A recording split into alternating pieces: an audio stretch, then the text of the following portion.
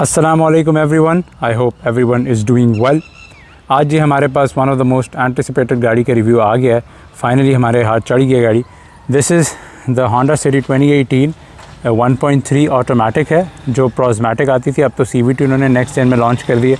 तो ये और हमारी सिटी सेम टाइम पे आई थी। हमारी सिटी आई थी 7 फ़ेब को, ये है 18 फ़ेब की गाड़ी और अभी तक बड़ी रिलायबल जा रही है। इसका मैं अभी हम ओनर्स रिव्यू भी करेंगे।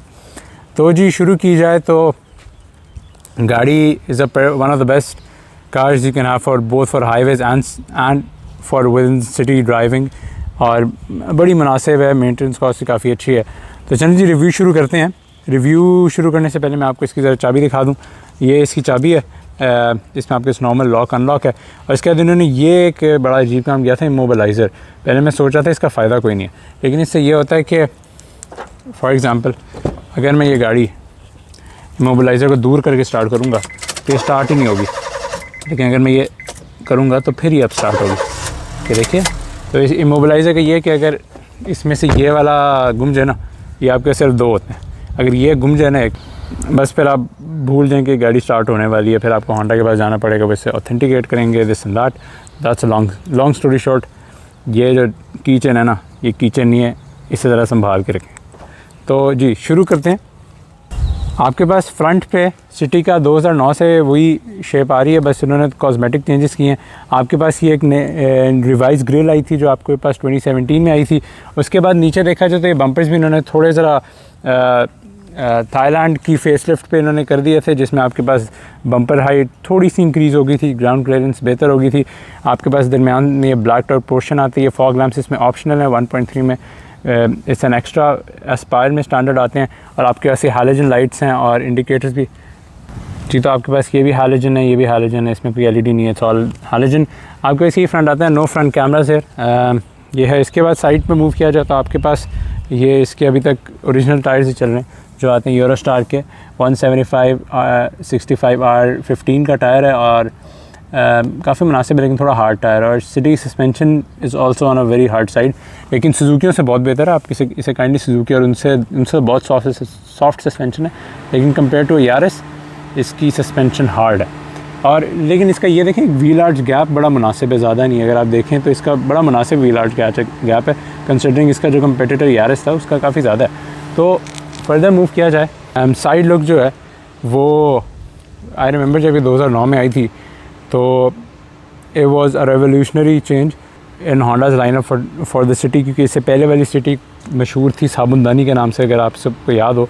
तो ये साबुनदानी से तो बहुत ही नेक्स्ट लेवल था। तो उस time this car was praised, और तो देखा जाए इसने ठीक ठाक अपना मार्केट में एक शेयर बनाया और बड़ी अच्छी गई। तो फ्रंट पे बात की जाए, आपके पास जो ओवरहैंग है वो भी बड़ा डिसेंट है, ऑल्दो एक बड़ा स्टीप सा आ जाता है, जो मैं कह नहीं रहा था कि आपको हुड नज़र नहीं आता, तो ये ठीक ठाक स्टीप सा आ जाता है। इसकी ग्राउंड क्लियरेंस भी डिसेंट ही है, लेकिन जब बंदे बैठे हों, 5 बंदे बैठे हों तो ये लगती है, और 4 पे भी लग जाती है, ये मैं आपको पहले ही बता रहा हूँ। उसके बाद आपके पास इसके डोर मिरर्स हैं। डोर मिरर्स ये फेसलिफ्ट में आपके पास इसमें इंटीग्रेटेड इंडिकेटर्स आए थे, और अनफॉर्चुनेटली ये रिट्रैक्टेबल नहीं है, साथ नहीं है ठक ठक वाले। साथ इसके बॉडी कलर डोर हैंडल्स हैं, ठीक हो गया। और अगर हम इसका डोर वेट टेस्ट करें तो डोर वेट भी काफ़ी मुनासिब है, कंसिडरिंग कि मैं आपको कहता रहता हूँ ना कि होंडा के हिंजेस बड़े अच्छे होते हैं। तो I still to date believe के सिटी के जो हिंज है वो मुझे अभी भी क्या कहते हैं ग्रांडे वगैरह से बेहतर लगता है, आई डोंट नो। लेकिन ये देखें, एक प्रॉपर आपको थर्ड मिलती है। अगर मैं आपको फिर से थर्ड सुना सकूँ, ये देखें, प्रॉपर थर्ड मिलती है। अच्छा जी, इसके बाद आपके पास ये जो डोर प्रोटेक्टर्स हैं, ये 2017 की फेसलिफ्ट में आई थी, जिसमें इसकी फ्रंट ग्रिल उन्होंने अपडेट की थी। ये सनवाइजर्स आर ऑप्शनल हेयर, तो don't go on this. Rear पे मूव किया जाए तो आपके पास रियर लाइट का मेन डिज़ाइन तो वही है, जो इसकी हाउसिंग है बेसिकली वही किस्सा है कि इसका जो इनर पार्ट है वो उन्होंने डिज़ाइन थोड़ा चेंज किया। इसके बाद rear mostly looks the same, बस उन्होंने ये नीचे किया कि ये सॉर्ट ऑफ इन्होंने रिफ्लेक्टर्स दिए और एक सॉर्ट ऑफ डिफ्यूज़र लुक दिया, जो बिल्कुल डिफ्यूज़र लुक नहीं है। और थैंकफुली जी यहाँ इन्होंने क्रोम टिप भी दी हुई है, जो अब नई वाली में नहीं आती। तो ये एस्पायर का भी वैसे ही लगा हुआ है स्टिकर। उसके बाद जी इसमें बैकअप कैमरा देख रहे होंगे, तो बेसिकली इसमें बैकअप कैमरा भी एक ऑप्शनल एक्स्ट्रा ही लगा हुआ है, जो आफ्टर मार्केट लगा हुआ है। इसका सिटी का फ्यूल टैंक इज़ 41 लीटर्स, और एक टैंक में आराम से 500-600 किलोमीटर्स कर लेती है। और अगर मैं आपको इसकी रियर लाइट्स दिखा सकूँ तो ये देखिए, ये इसकी रियर लाइट्स हैं विच आर डिसेंट। तो ये जी गाड़ी का एक वॉक अराउंड था। अच्छा, मुझे एक मसला है कि सिटी के टायर्स आर वेरी थिन। आप ज़रा चेक करें इसके टायर्स की विड्थ, आप ख़ुद फिर कहेंगे यार ये क्या। और देखा जाए तो ये ना हाई स्पीड पे फिर आपको थोड़ा डर लगता है। और ये थोड़ा हार्ड टायर भी है, तो ये है। लेकिन ये है कि इसकी लाइफ बहुत, it's a long lasting tyre. तो ये है जी ये इसका 1.3 इंजन है which produces 100 horse power and 120 newton metres of torque, जो बड़े हेल्दी फिगर्स हैं। All this not 1.5। ऊपर आपके पास ये आपका एयर गाइडर लगा हुआ, यहाँ इंसुलेशन कोई नहीं है। और देखा जाए तो मुझे एक चीज़ की समझ कभी नहीं आई कि इन्होंने ये जो देखें यहाँ आपका पूरा इंजन ख़त्म होता है, ठीक है। ये उन्होंने पता नहीं कितनी जगह छोड़ दी है यहाँ की। मेरे ख्याल इनका कोई प्लान था कि हम कोई और चीज़ें डाल देंगे, या मेरे ख्याल ये बेसिकली एक बड़ी अच्छी एक आपकी लगेज स्पेस बन सकती है अगर ऑनेस्टली देखा जाए ना। यहाँ वो चीज़ें बंदा रख सकता है। बाकी जी आप ये जो ट्रे देख रहे हैं ऑप्शनल होती है, ये लगवानी पड़ती है, तो इस गाड़ी में लगी हुई है। उसके बाद आज बार यहाँ से थोड़ी कवर्ड अप होती बेहतर था, कवर्ड अप नहीं है। अच्छा जी, उसके बाद आज सेट की गाड़ी ना थोड़ी एज भी दिखाने लगी है। तो इसकी सबसे बड़ा जो इंडिकेटर वो ये देखें, ये जो विंडशील्ड वॉशर्स हैं ये कौन से ज़माने में रह रहे हैं, ये तो मतलब ये पटूड हो रहे हैं बेसिकली। तो ये है। इसके बाद ये अगर बूट की बात की जाए, जो ट्रंक कैपेसिटी है दैट इज़ 520 लीटर्स, और ये this is the leading in its category. ये सिविक से भी बड़ी इसकी बूट कैपेसिटी है, करोला से भी बड़ी बूट कैपेसिटी है। उसकी मेन रीज़न है इसकी डेप्थ। अब आप देखें इसके बूट शुरू यहाँ होता है, इसका मसला इसका लोड लिप काफ़ी हो जाता है। अब ये देखें यहाँ मतलब मेरा हाथ से भी ज़्यादा इसकी डेप्थ है। तो आप इसमें जितनी चीज़ें घुसाएँ ये मुश्किल से ही भरती है। ऑल्दो इसकी विड्थ थोड़ी कम है, तो कभी कभी चीज़ें घुसाने मुश्किल होता है क्योंकि इसकी ओपनिंग देखें ज़रा थोड़ी नैरो है, लेकिन चीज़ें भाई फुल घुसती हैं।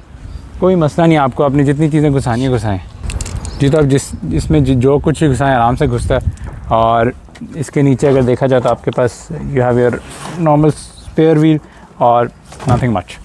और आपके पास ये एक आपकी rear high amount brake lamp आ जाता है, और आपका द नॉर्मल एंटीना आ जाता है जी। तो मूविंग टू द साइड आपके पास आपके जो डोर कार्ड है वो पूरा प्लास्टिक है, इसमें इन्होंने कोई फेकरी नहीं की, मतलब कोई कपड़ा शपड़ा नहीं डाला। ऑल्दो एक मुझे चीज़ जो अभी भी नई वाली सिटी से ज़्यादा अच्छी लगती है वो ये है कि जो इसका ये आर्मरेस्ट है ना, ये सारा क्लॉथ में, तो ये सॉफ्ट है। नई सिटी का उन्होंने ये वाला मटेरियल यहाँ भी लगा दिया, जबकि उन्होंने ये वाला सॉफ्ट कर दिया सारा नई वाली सिटी का, यहाँ उन्होंने हार्ड मटेरियल लगा दिया। तो मुझे नहीं पता होंडा इंजीनियर्स क्या पुट्ठी सोच लगाई है कि आप कम से कम आर्मरेस्ट के नीचे वाली जगह देना कि आपकी एल्बो थके ना। तो आई डोंट नो। तो आई वाज सेइंग जी ये आपके पास पूरा डोर कार्ड आया था, आपके पास सिल्वर लाइनिंग जा रही है। बाय द वे ये जो इसका इंटीरियर था ना पहले फुल ब्लैक आता था, ये सिटी का चेंज हुआ था जाके 2013 में जाके इन्होंने ये वाला कलर इंट्रोड्यूस किया था। आपके पास नीचे एक डोर पॉकेट आ जाती है जिसमें आप 1 लीटर की बोतल आराम से रख सकते हैं। फिर एक कभी भी डिसेंट है, आपके पास डोर अनलॉक आ जाता है। उसके बाद आपके पास मिरर एडजस्टमेंट आता है। अनफॉर्चुनेटली आपके पास रिट्रैक्टेबल मिरर्स नहीं है। विंडो लॉक का है, आपके पास सिर्फ एक 1 टच ऑटो है, बाकी 3 आर ऑटोमेटिक, लेकिन 1 टच ऑटो नहीं है। इसमें 1.3 में 2 स्पीकर्स फ्रंट पे आते हैं, रियर वाले नहीं होते, वह इट्स एन ऑप्शनल एक्स्ट्रा। नीचे मूव किया जाए तो आपके पास ये आपका हुड लैच आ जाता है। यहाँ आपके पास एक नई सी कभी आ जाती है जो मेरे ख्याल से ज़्यादा गाड़ी में होनी चाहिए। इसकी मुझे क्वालिटी बड़ी अच्छी लगती है, इट्स वेरी स्टडी, ठीक है ना, हिलता विलता नहीं है। ये इसका बूट रिलीज़ आ जाता है। पीछे मूव किया जाए तो पीछे भी स्टोरी इज़ क्वाइट सिमिलर। आपके पास वही डिज़ाइन चल रहा है। Rear speakers are in the doors, और अनफॉर्चुनेटली यहाँ रियर पॉकेट कोई नहीं है। नई सिटी में उन्होंने ये अच्छा किया कि रियर स्पीकर्स को रियर डेक पर शिफ्ट करके यहाँ उन्होंने एक पॉकेट दे दिया। अनफॉर्चुनेटली यहाँ नहीं है हमारे पास, तो इसकी वजह से यहाँ रियर पैसेंजर्स की प्रैक्टिकलिटी थोड़ी सी कॉम्प्रोमाइज़ हो सकती है। और बाय द वे क्योंकि सिटी इतनी बन गई थी तो इसकी जो क्वालिटी बिल्ड क्वालिटी है ना दैट इज़ प्रीटी डिसेंट। अब आप ये देखें, ये जितने भी है ये इसकी प्रॉपर फिनिशिंग हुई है। वेरा जो नई वाली गाड़ियाँ आ रही हैं उनमें मैंने खुद तो नहीं एक्सपीरियंस किया, मैंने देखा था इंटरनेट पे लोग कह रहे थे, तो आई डोंट नो जी। लेकिन ये है कि इस गाड़ी में कोई एज सच फॉल्ट नहीं था। The moving inside the car मसला राइट अवे आपको नज़र आ रहा है। अब देखें गाड़ी की जो नई सिटी है ना उसमें उन्होंने रियर पैसेंजर को बड़ी इंपॉर्टेंस दी है, लेकिन 5th जेन में ना ये बड़ा मसला है। ये सीट मेरी नॉर्मल ड्राइविंग पोजीशन में, ठीक है। बाद में अगर आप देख रहे हैं तो ये जो ब्लैक कवर्स लगे हैं ये इस पे आफ्टर मार्केट लगे हुए हैं, जो अपहोल्स्ट्री है। इट्स नॉट OEM 1.3 में आपको सिर्फ क्लॉथ सीट्स मिलती हैं। तो अब ये देखें जी मेरी नीज़ टच हो रही हैं बिल्कुल, और मैं इतना कंफर्टेबल नहीं हूँ, और यहाँ से थोड़ा हार्ड भी हो गया, ठीक हो गया। इसके बाद इफ़ यू कुड फोकस, ताकि अब तो जी हम इसके बाद तो वो my head is also touching the roof, और बड़ी ठीक ठाक टच हो रहा है, मतलब हल्का हल्का भी नहीं, काफ़ी ज़्यादा हो रहा है। तो बाकी आप देखें थोड़ी सी ज़रा गाड़ी ना आपको पीछे क्लॉस्ट्रोफोबिक भी लगती है। अब मेरा व्यू ये आ रहा है तो मुझे सीधा ऊपर से सिर्फ ये नज़र आ रहा है, तो और ऊपर से ये जो विंडो लाइन है ना ये भी ठीक ही है। उसके बाद आपके पास ये जो रियर सीट्स हैं ये भी डिसेंट ही हैं, मुझे थोड़ी अंडर थाई सपोर्ट की कमी महसूस ज़रूर हो रही है। उसके बाद ये यहाँ से पैडिंग अच्छी हो सकती थी। थैंकफुली जी हमारे पास यहाँ एक रियर आर्म रेस्ट है, जो आई डोंट बिलीव यारिस में आता है। आपके पास रियर पार्शल शेल्फ है जिसमें डिसेंट जगह है, ग्रैब हैंडल्स आ जाते हैं आपके पास यहाँ, और कुछ नहीं है। पूरी इंटीरियर में आपके पास सिर्फ एक डोम लाइट है, which is a big disappointment, सामने भी होनी चाहिए थी। It makes a huge difference. उसके बाद आपके पास प्रैक्टिकलिटी को मद्देनज़र देखते हुए सीट्स के नीचे भी you have room to put stuff, जो एक बड़ी अच्छी बात है। और यहाँ आपके इसकी चार्जिंग सॉकेट्स वगैरह नहीं है, बस आपके पास ये कप होल्डर अलबत्ता ज़रूर आ जाता है, और ये आपके पास 2 रियर पॉकेट्स आ जाती हैं।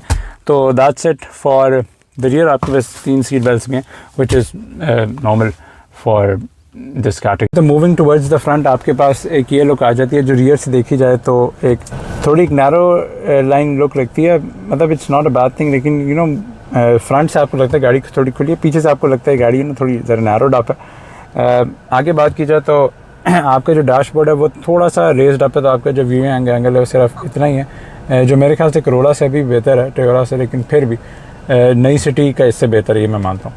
इसके बाद आपके पास डैशबोर्ड देखा जाए तो इट्स ऑल हार्ड प्लास्टिक, कोई सॉफ्टनेस नहीं है। ऑल्दो इसमें कोई आपके इस गैप से कह रही नहीं है, कुछ सिटियों में यहाँ गैप होते थे, और इसकी काफ़ी सॉलिड, ऑल्दो ये पीछे से हॉलो ही है, एंड नो एयर बैग्स, इसमें कोई एयर बैग्स नहीं है। उसके बाद आप ये देख भी सकते हैं एयर बैग कट आउट भी है, लेकिन ये देखिए फिनिशिंग, ये जो मैं कह रहा था, ये जो है ये सारी सिटियों में ये मसला होता है कि ये प्रॉपर चीज़ सही वाली फिट नहीं होती।